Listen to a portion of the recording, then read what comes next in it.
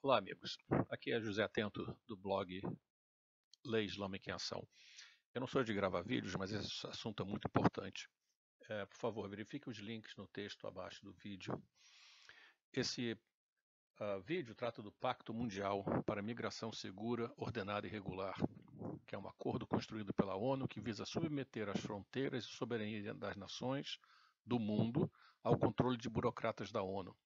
Esses burocratas nunca foram eleitos e, por conseguinte, não estão subordinados à vontade ou interesse dos cidadãos dos países membros, mas sim subordinados aos interesses de grupos, sejam eles de governos, por exemplo, a Organização para a Cooperação Islâmica, OIC, de grandes corporações e bancos e de ONGs financiadas por esses mesmos grupos de pressão. O pacto também criminaliza a crítica contra a imigração em massa, financiando o controle da mídia. Criticar os termos deste acordo será considerado um crime. O Brasil precisa ficar fora desse pacto. No dia 13 de julho de 2018, as Nações Unidas aprovaram o rascunho do Pacto Mundial para a Migração Segura, Ordenada e Regular. Este pacto irá ser assinado na reunião da ONU, a ser realizada nos dias 10 e 11 de dezembro, em Marrakech, no Marrocos. Este pacto, hoje, nós sabemos que teve sua formulação com forte participação do governo globalista do Canadá, sendo representado pelo seu ministro da Imigração, Refugiados e Cidadania, Ahmed Hussein, ele próprio um ex-refugiado da Somália. Em artigo na revista Macleans, o ministro Hussein assumiu a coautoria do pacto, afirmando que o Canadá irá liderar a sua implementação. Neste artigo, Hussein deixou muito claro que os objetivos do pacto são ambiciosos: acomodar imigrantes do Oriente Médio e da África subsaariana, a maioria deles compostos ou oriundos de países islâmicos. Ele afirma também que o Brasil já mostrou interesse em reinstalar os refugiados. Isso, claro, devido à lei da migração que foi aprovada no Congresso ano passado. Outros globalistas internacionais, como Merkel e Macron, também se mostram favoráveis ao pacto. Talvez fosse oportuno fazer uma pausa no artigo para sugerir algumas definições importantes para os termos globalização, globalismo e nacionalismo. Globalização a gente poderia definir como interação entre pessoas, empresas e governos de diferentes nações, um processo impulsionado pelo comércio internacional e investimento e auxiliado pela tecnologia da informação. Então teria a ver com economia e cultura. Já o globalismo tem mais a ver com política.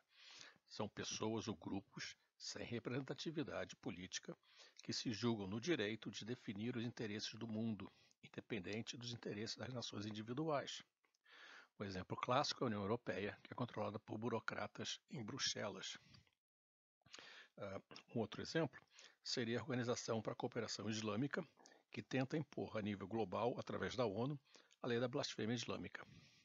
Esses grupos estão por trás da imigração descontrolada.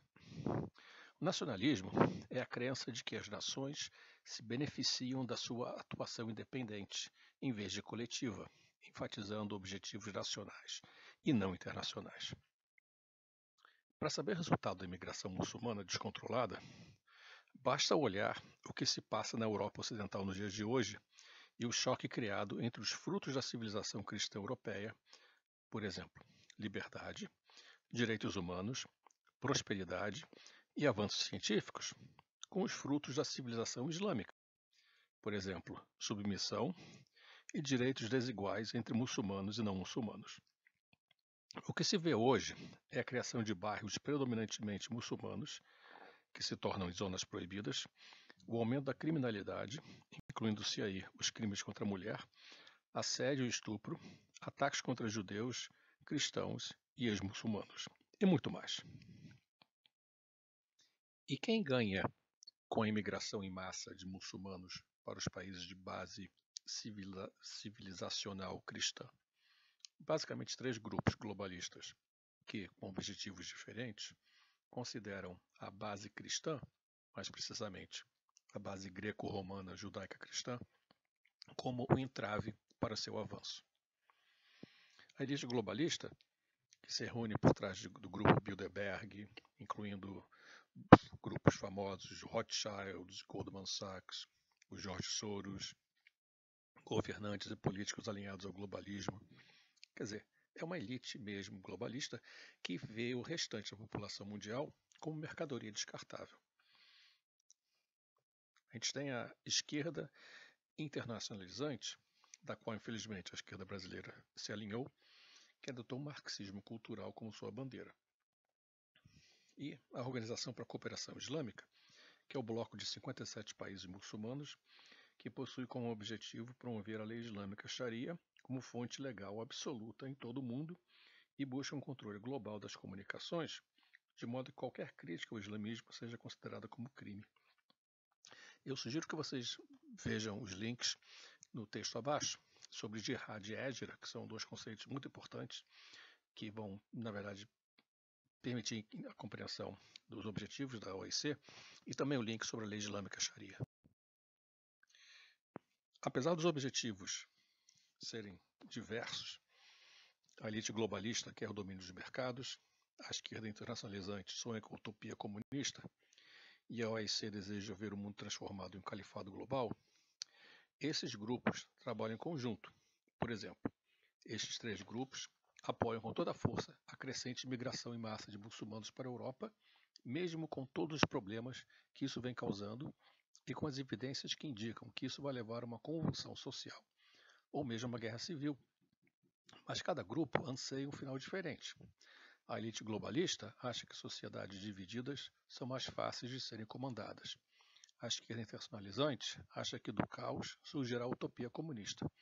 E os islamistas, por detrás da OIC, veem o caos como uma oportunidade para a tomada do poder, tendo como ponto de apoio a população muçulmana recém-estabelecida na Europa. Um outro exemplo desta aliança profana é a recém-terminada reunião da esquerda bolivariana na América Latina, realizada em Buenos Aires, da qual fazem parte o PT, PCdoB, PSOL, dentre outros. Além de líderes comunistas latino-americanos, também participaram representantes palestinos, Irmandade Muçulmana, e do Irã, Hezbollah. O que esses grupos estão fazendo no nosso continente? Agora, iremos destacar o que de mais nefasto existe no Pacto Mundial para a Migração Segura, Ordenada e Regular da ONU. A imigração passa a ser considerada como direitos humanos. Refugiados e imigrantes passam a pertencer a uma mesma categoria. Imigração pode acontecer sob qualquer motivo ou pretexto. O pacto fala apenas dos direitos dos refugiados e imigrantes. Em momento algum, fala sobre seus deveres, por exemplo, respeitar a cultura, valores e religião local. Não existe menção sobre a necessidade dos imigrantes se inserirem na sociedade que os acolhe. Os países signatários se obrigam a prover segurança e custear o transporte dos imigrantes. Todos os países signatários deverão manter websites oficiais nas línguas que os imigrantes compreendam, que expliquem detalhadamente como os imigrantes podem entrar em seus países e conseguir emprego, educação e acesso a serviços. Os imigrantes serão empoderados, isso mesmo, para assegurar sua inclusão e coesão social nos países de destino. O pacto adota o lema do multiculturalismo cego, de que todas as culturas são iguais. Ele consolida o multiculturalismo na esfera internacional. Discordâncias não serão toleradas. O pacto impõe que os países signatários censurem a imprensa, apenas financiando a parte da mídia que esteja alinhada à agenda de liberdade migratória irrestrita e promova o pacto. A parte da mídia de cada país que não promover o pacto deve ter seu financiamento cortado. Se nunca definir os termos, o pacto diz que pretende eliminar todas as formas de discriminação, condenar e combater expressões, atos e manifestações de racismo, discriminação racial, violência, xenofobia e intolerância correlata contra todos os imigrantes, em conformidade com o direito internacional dos direitos humanos. Mesmo não sendo juridicamente vinculativo, o pacto se refere a obrigações, algo como leis brandas, que restringem a soberania dos países. Contudo, cria-se um precedente internacional que pode ser explorado por ONGs nos tribunais internacionais, criando-se precedente e de jurisprudência a nível de lei internacional, ou seja, a aplicação do pacto irá tornar seu conteúdo lei internacional. Na prática, os países signatários concordam em ceder a soberania de seus países aos cuidados da ONU, controladas por burocratas que nunca foram eleitos e que não estão sujeitos ao escrutínio público, e silenciar todos aqueles que discordarem disso.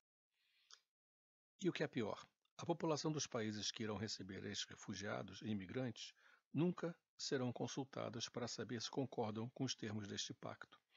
Agora, adivinha se vai existir caravanas de refugiados ou imigrantes com destino à Arábia Saudita, Rússia ou China?